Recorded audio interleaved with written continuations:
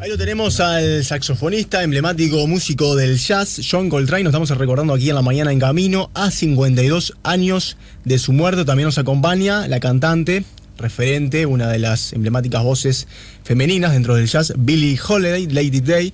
En este caso, a 60 años de su muerte. Lo anunciado, nos acompaña el analista y periodista Pedro Crivari, que está tomando quizás el mejor café del condado, podríamos decir, aquí en La Mañana en Camino, y que además, por lo que le consulté fuera de aire, le copa el jazz. ¿No, Pedro? Buen día. Buen día, ¿qué tal? El jazz fluye, ¿no? Fluye. Es algo que acompaña, se integra. Digo, hay otros ritmos. Digo, yo soy una persona que leo mucho y estoy mucho frente a la computadora y hay músicas que, como recién te decía, si no interfieren, pesan mucho y a veces claro, te descentran del objetivo que si estás leyendo o estás escribiendo o reflexionando en algo, ¿no? Exacto. No, el jazz en ese sentido es una música ideal para mí. Bien, sí, para mí es ideal. Sí. Y ya que recordás el fallecimiento de un jazzista extraordinario, hoy falleció un escritor extraordinario, ¿no? El italiano Andrea Camilleri, ¿no? Que yo creo que en los últimos 10, 15 años murió con 93 años. Su personaje central en todas sus novelas es el comisario Montalbano, que inclusive hay una serie en los cables, en la televisión cable, y creo que es una persona, un escritor que conquistó lectores en el mundo entero, también en Uruguay. Hay una legión de lectores muy, muy importante de la saga de Montalbano, un comisario siciliano, y es una pérdida importante para las letras italianas y para las letras mundiales, ¿no? Bárbaro, Pedro. Y además además de hablar un poco de la temática que nos acompaña hoy, que es el jazz, te tengo que felicitar porque sos violeta. Ganaron el primer partido del torneo intermedio, un torneo que no se le da quizás la importancia que se le da a los torneos cortos de la apertura y de clausura, porque este también suma para el anual, pero igualmente no ha ganado tal relevancia. Pero ganaron el día sábado de atrás, visitando en el Parque Central Nacional, ¿no? No sé si estuviste ahí, creo que no, ¿no? No. Yo, no sé, no fui. Era una tarde fría. Muy fría. Y no voy. Y yo estuve ahí, en persona. Lo vi, y viste que por televisión se aprecia mejor por las repeticiones de las jugadas, por los primeros planos, por una serie de circunstancias. Y un día le pregunté a Tavares por qué no lo veía en las canchas, en las plateas. Y él me responde que él se pasaba todo el tiempo viendo fútbol. Dice que en televisión, yo lo puedo, primero que puedo ver más partidos. Y segundo, dice que me explicaba con total naturalidad que podía ver las jugadas más importantes de cada partido, con repeticiones, con una serie de ventajas que no te las da la cancha, que uno mira para el costado y si fue penal, y no sé, me pareció que sí, dice el de al lado, ¿no? O no sé, o te distraes y la jugada principal del partido te la perdés, sí, ¿no? Sí, claro. Me sorprendió el partido. El Defensor jugó bastante bien, tiene un equipo muy juvenil, y Nacional, el fútbol yo creo que lo sigue matando, el fútbol local, el apuro, ¿no? El apuro para jugar. Todo es hoy leía de un no logro citar con exactitud quién lo dijo, pero hay una frase extraordinaria sobre el fútbol. Para tener un fútbol veloz hay que ser veloz de mente, no de piernas. Es decir, lo importante es ser veloz de mente. Y en el fútbol local, es decir, por ahí capaz que en el fútbol local Iniesta no jugaba. Porque Iniesta podía ser visto como un jugador lento, sí, ¿no?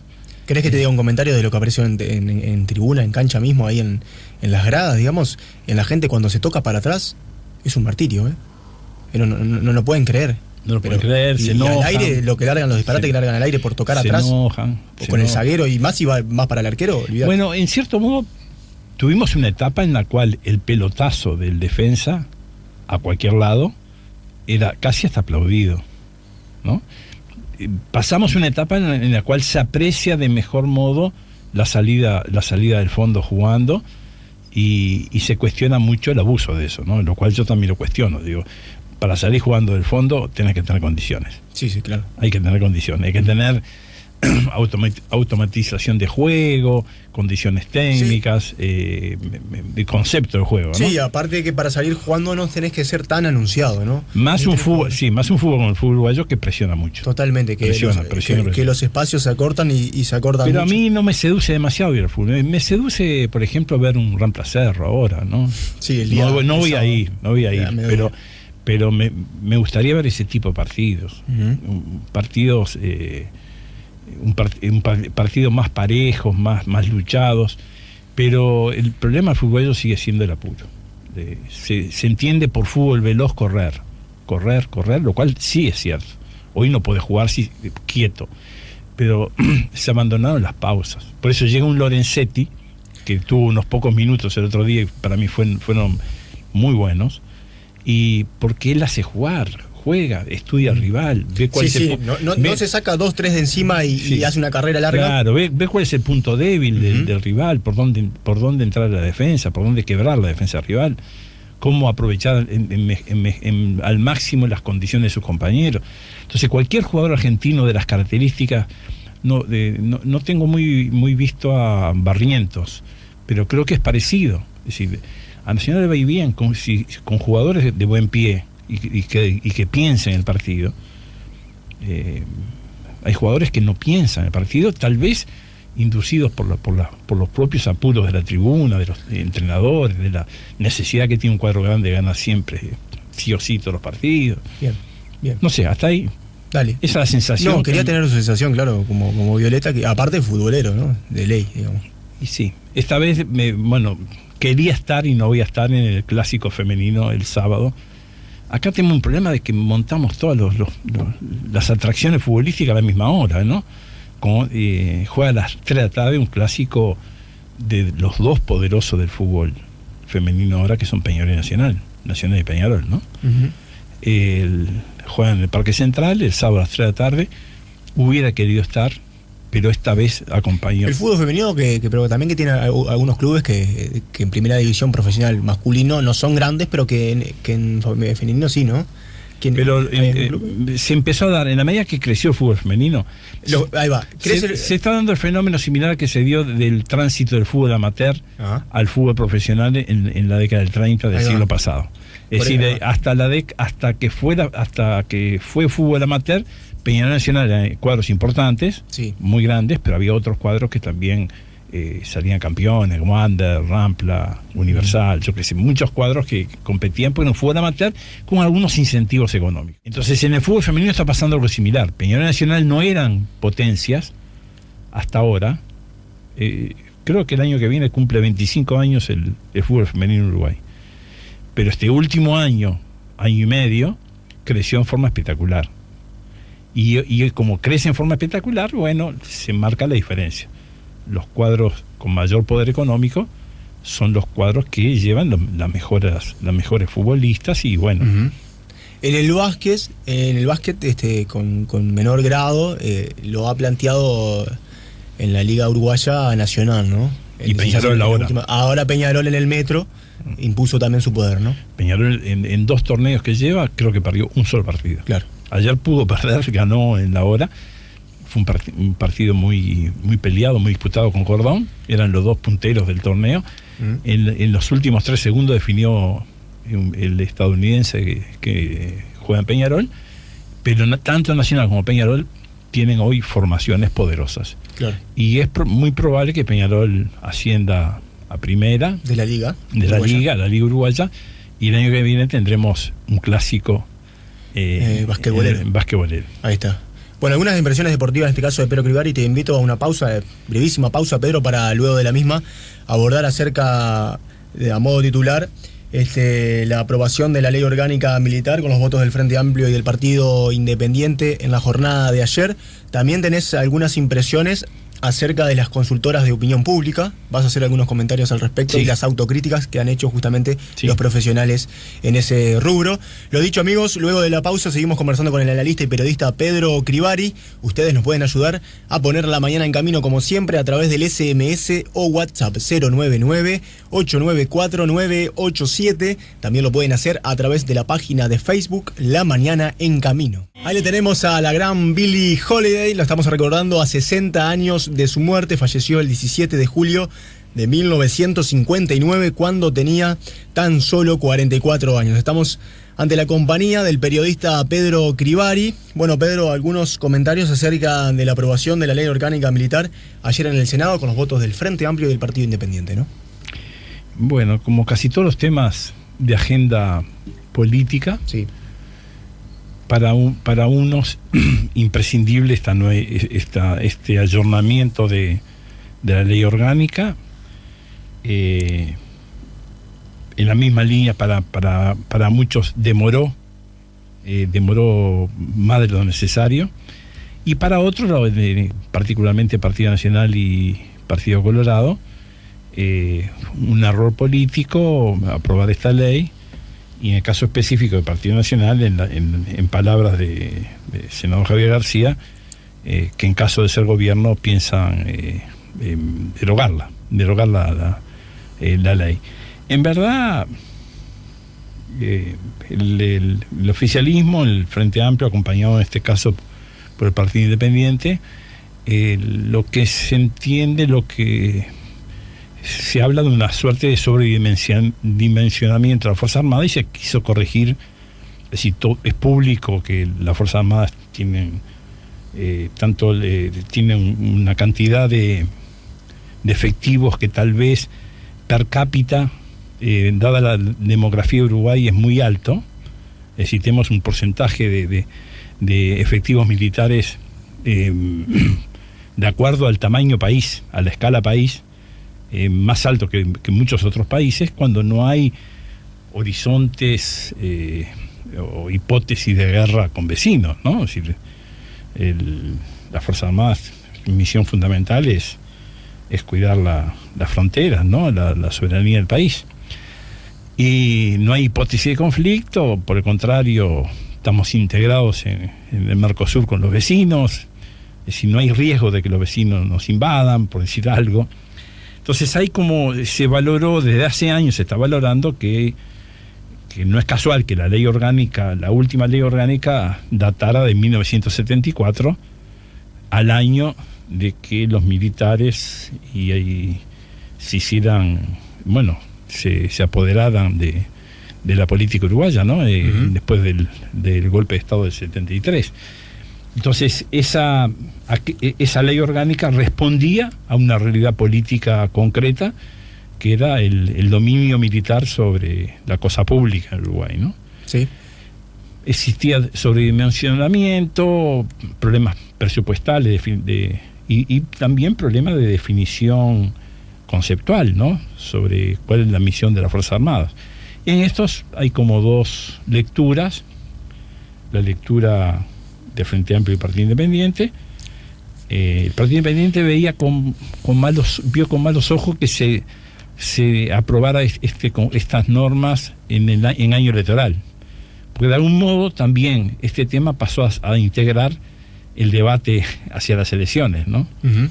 Yo lo he dicho en más de una ocasión, yo creo que no es que no se pueda legislar el último año, ¿no? Pero al ser 5 años de administración de cada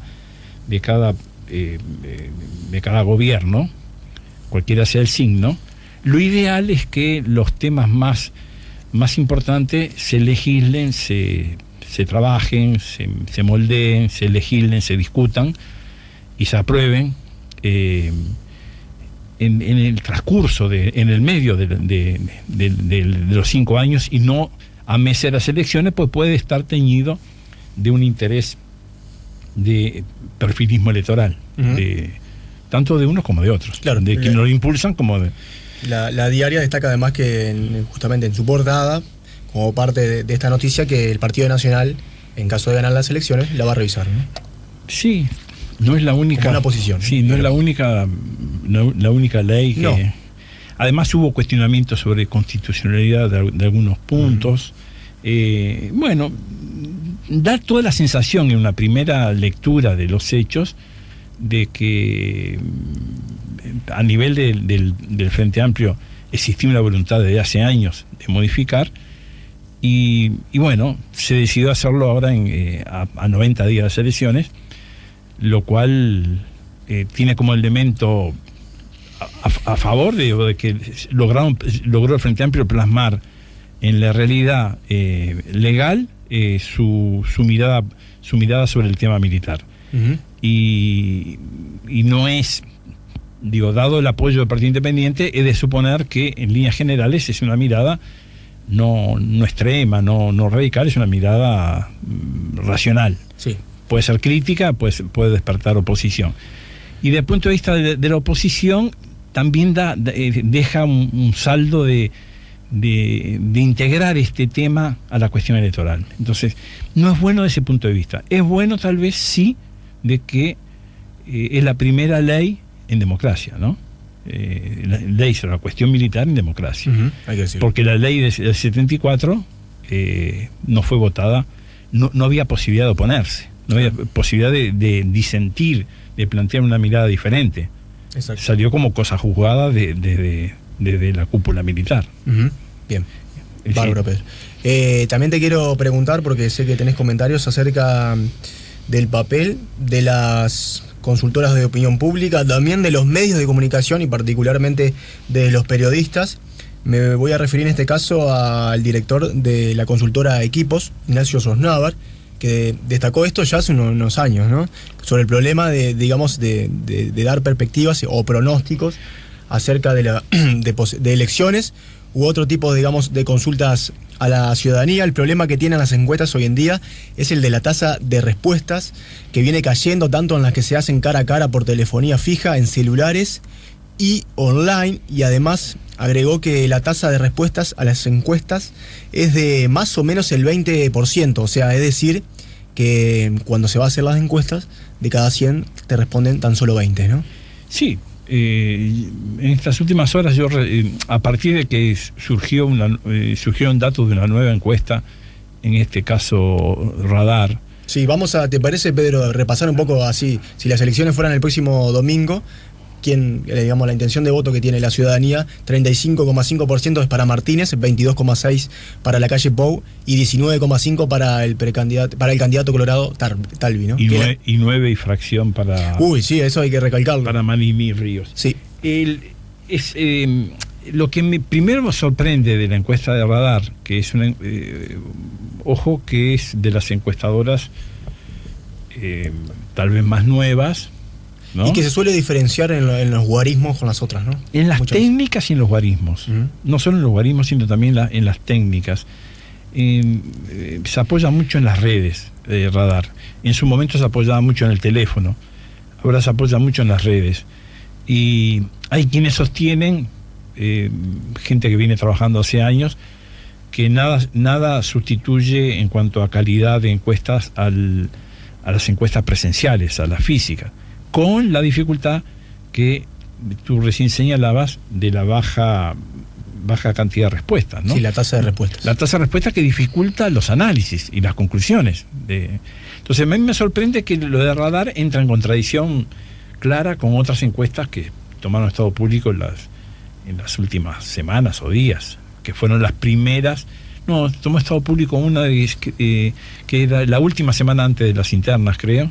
No sé si de Equipos o Factum, ahora no recuerdo, pero son bien diferenciadas. Sí. Entonces, mucho debe tener que ver con las técnicas aplicadas.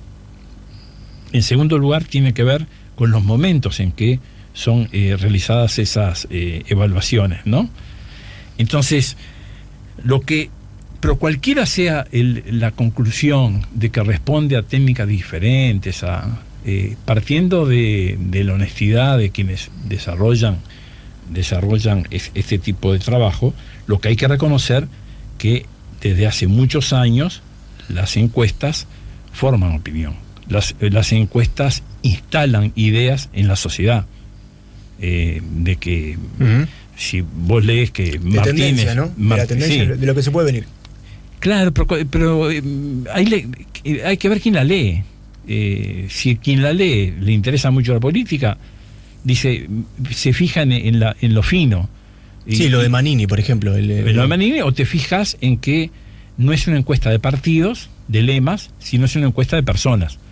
Es decir, en el caso esta que estamos... Sí, de candidatos. De candidatos. Uh-huh. Es decir, sí, no dice Frente Amplio tal... No tal, necesariamente quienes dicen querer votar a la calle son todos los que votarían al Partido Nacional. No sé si me explico. Y también las diferencias que hay en cuanto a los votantes según locación, Montevideo Interior, y claro, también en edad, ¿no? No, pero yo lo que digo, que la persona que no le interesa demasiado la política, uh-huh, que la sigue en forma tangente, sí, cierta indiferencia, con poco interés, escucha que, mirá, Martínez gana Martínez, o si da primero al Partido Nacional, mirá, ganan los blancos. Entonces, como que se van instalando en la opinión pública idea de que gana tal o cual, y son formas sutiles e involuntarias, quiero creer, de formar opinión. Lo mismo pasa con los medios, en formas tal vez mucho más en nosotros, los medios, ¿no? Nosotros, pues vamos a incluirnos en el problema. Claro que este programa tiene infinitamente menos incidencia en la formación de opinión pública que lo que puede tener el diario de mayor circulación nacional, o que pueden tener los canales de televisión, sí, los informativos, o los informativos. Sí. Ahora, también los medios de comunicación, yo no sé si ya con menos carácter involuntario, tal vez con intencionalidad específica, porque los medios responden en general a personas, a grupos económicos, grupos empresariales, que tienen una mirada legítima sobre el acontecer político y social. Y bueno, si tú y yo somos dueños de un canal, queremos que gane, que nos imaginamos que a nosotros y al país le va a ir mejor si gana Martínez que la calle, o la calle que Martínez, o Talvi que... Entonces transmitimos a los equipos de redacción, y por más que muchos desmientan, es así.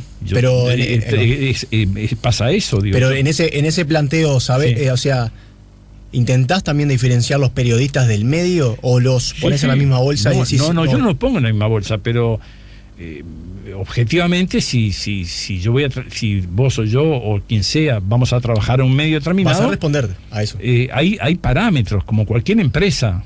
Es una empresa de producción de noticias, de información, ¿no? En cierto modo, sabes en qué coordenadas te tienes que mover. Es decir, ahí son como niveles de independencia profesional. Claro, ahí está. Son niveles. No existe la independencia plena y profesional del periodista. Ahí está la clase encrucijada que muchas veces tienen los profesionales, los periodistas de la comunidad, ¿no? A veces sucede que los periodistas adquieren un nivel de identificación hasta emocional con el medio, porque es el lugar donde trabajan, donde se sienten a gusto, donde les pagan bien, suponete, vamos a suponer que les paguen bien, cosa poco común, pero bueno, vamos a suponer que eso ocurra. Sí. Entonces se identifican y se transforman a veces en más realistas que el rey, ¿no? Claro. No sé si me explico. Y en otros casos es una pelea permanente por mantener una independencia profesional y una distancia hacia lo que es la voluntad o los intereses de los propietarios de los medios. Claro. Ahora, es un error grande, hay varios errores. Un error grande es poner en la misma bolsa, como tú decías, a los propietarios y a los periodistas. Un segundo error es pensar que no inciden los medios en la formación de la agenda y de la opinión pública. Inciden, y mucho, porque inciden cuando seleccionás a quién entrevistás, inciden cuando las entrevistas son algunas más exigentes y otras menos exigentes.